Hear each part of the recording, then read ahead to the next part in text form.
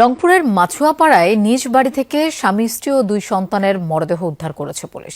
রোববার রাত 11টায় মাছুয়াপাড়ার মন্দিরের পাশে তালাবদ্ধ বাড়ি থেকে জেলা স্কুলের সাবেক শিক্ষক গণপতি চক্রবর্তী, তার স্ত্রী প্রীতিলতা চক্রবর্তী, মেয়ে প্রার্থী চক্রবর্তী এবং ছেলে পঞ্চম শ্রেণীর শিক্ষার্থী প্রিয়ম চক্রবর্তীর মরদেহ উদ্ধার করা হয়।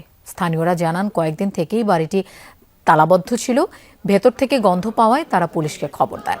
পুলিশ এসে মরদেহগুলো উদ্ধার করে। ঘটনাস্থলে এসে পৌঁছেছে সিআইডির বিশেষ টিম। তবে এটি হত্যাকাণ্ড কিনা তা এখনো জানা যায়নি। রহস্য উদ্ঘাটনে কাজ করছে পুলিশ। উনি এত ঠান্ডা স্বভাবের লোক, কারোর সঙ্গে জোর করে কথা বলে না। জেলা স্কুলের টিচার একজন, গত ডিসেম্বরে উনি রিটায়ার্ড করছে। একটা পরিবারের চারটা প্রাণী, চারটা মানুষকে হত্যা করা হলো। এটা অত নৃশংস হত্যাকাণ্ড আমি আমার জীবনে কখনো শুনিনি এবং দেখিও।